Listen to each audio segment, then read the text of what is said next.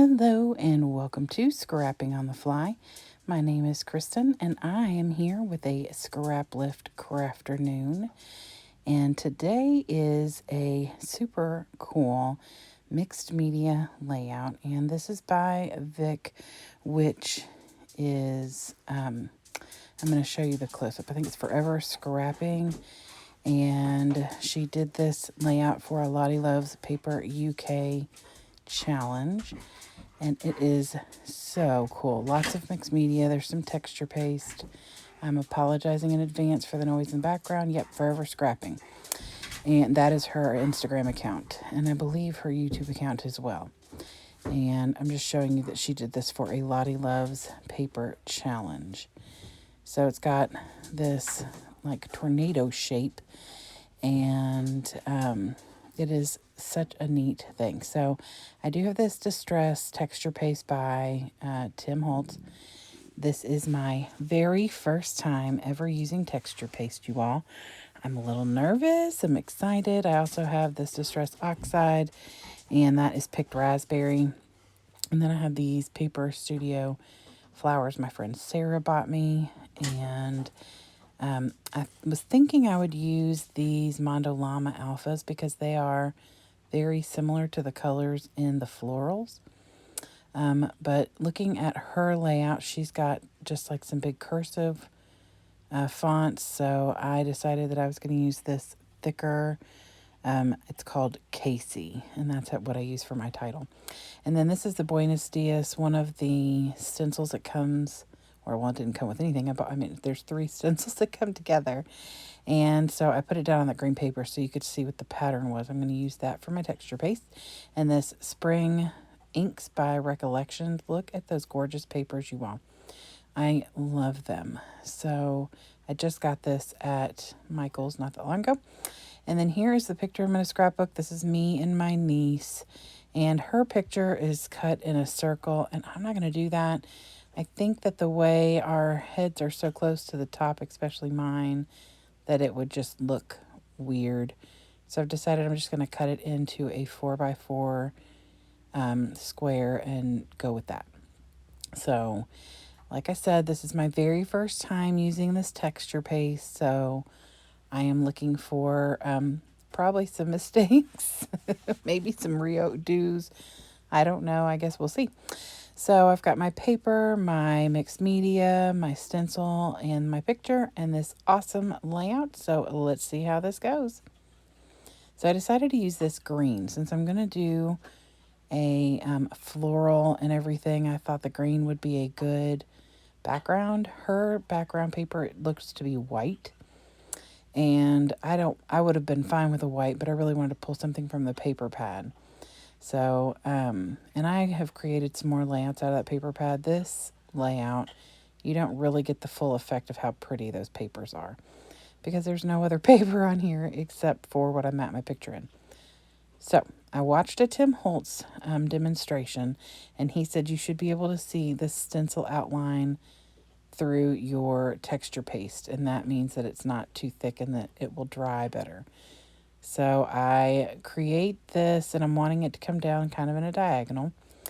And then because I don't know exactly how far down I want it to go with the texture paste, I went ahead and I try and overlay it kind of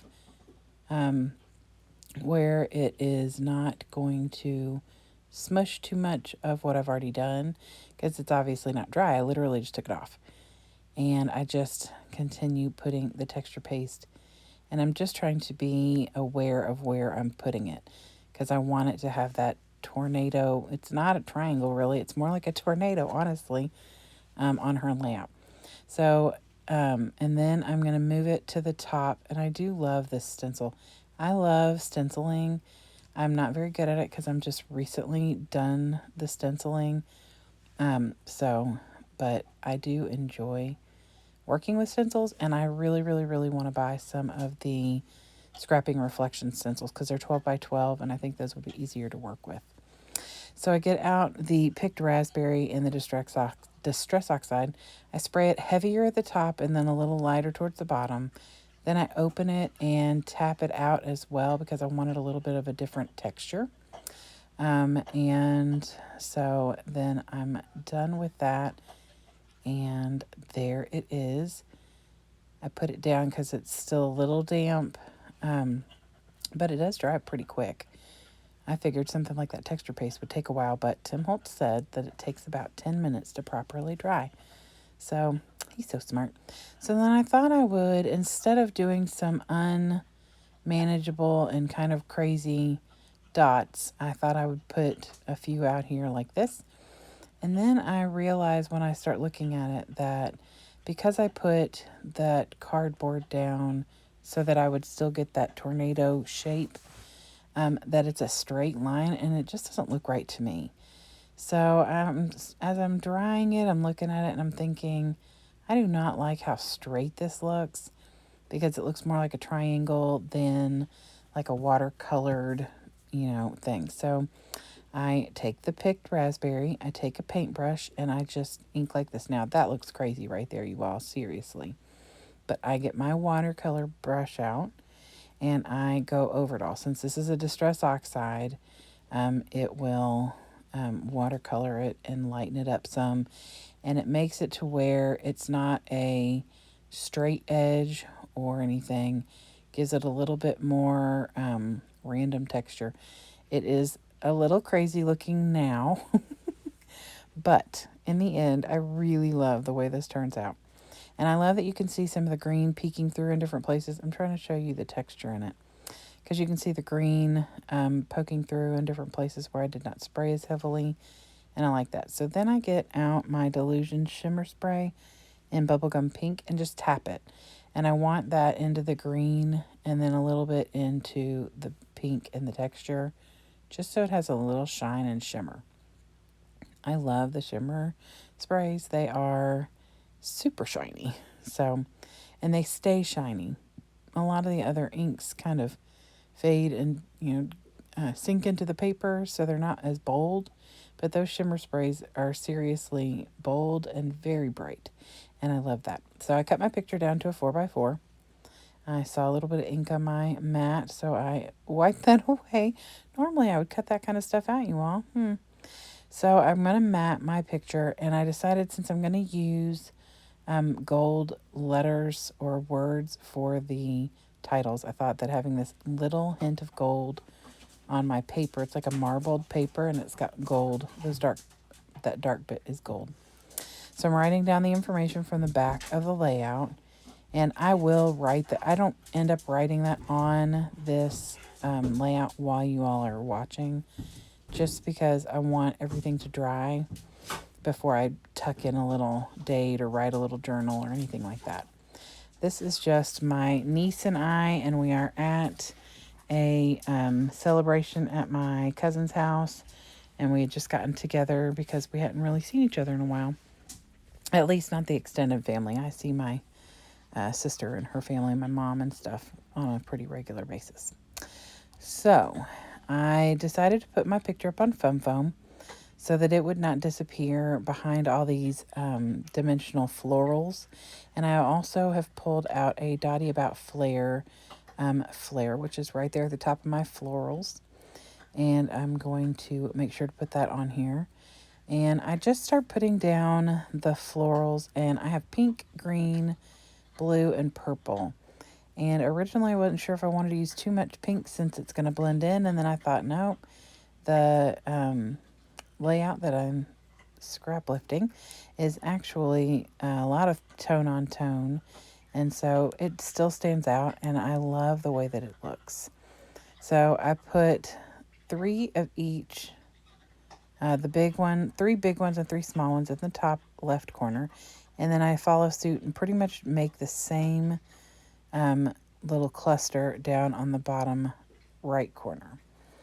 And because I do it this way and not the other way around, I have to move my title. Her title is up on the top left, and then she's got clusters more over on the top right. And because of where I put my picture, partially because it's covering up where the stencil's connected, so there was a little smushing there, but partly because that's where I wanted it, was in the middle. So I end up putting my title on the right instead. And I tuck it under the picture a little, and it just says family. And like I said, this came off the American Crafts KC thickers.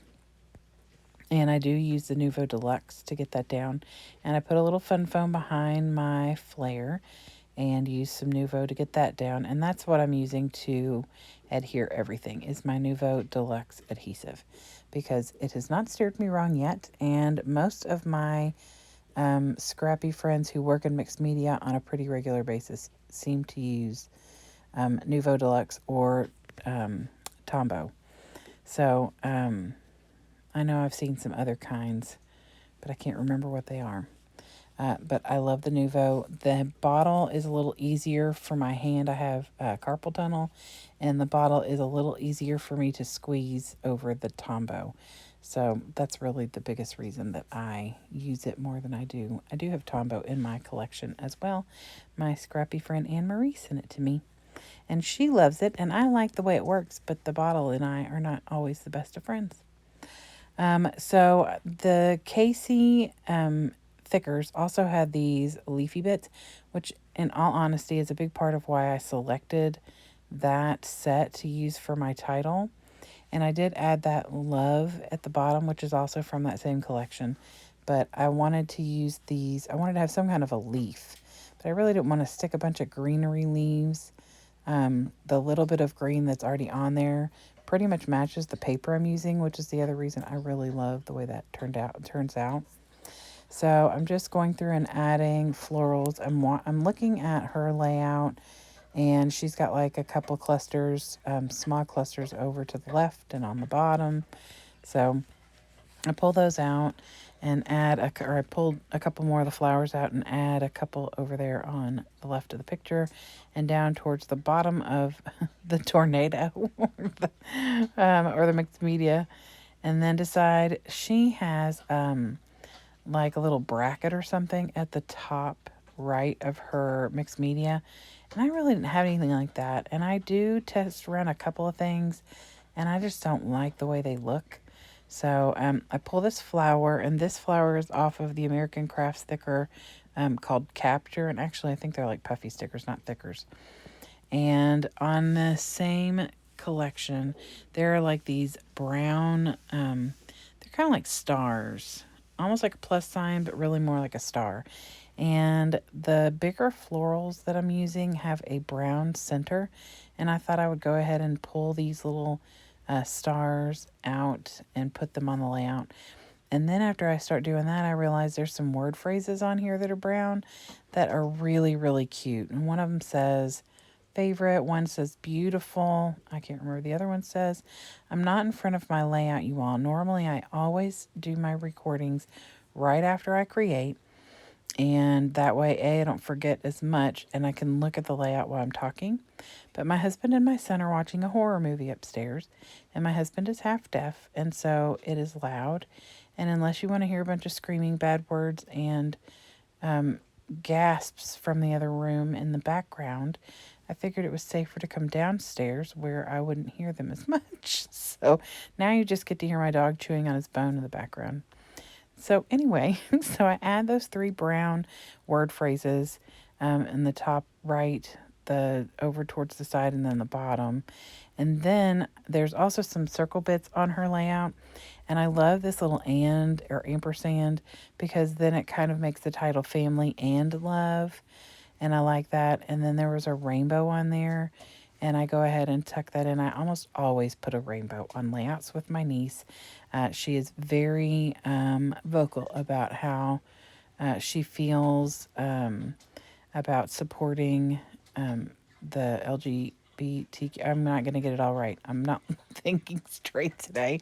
Anyway, she is very supportive of people and their choices, and I love her for that, and I am grateful for her very loving heart. So, with that said, I always put a rainbow on her layouts, or try to.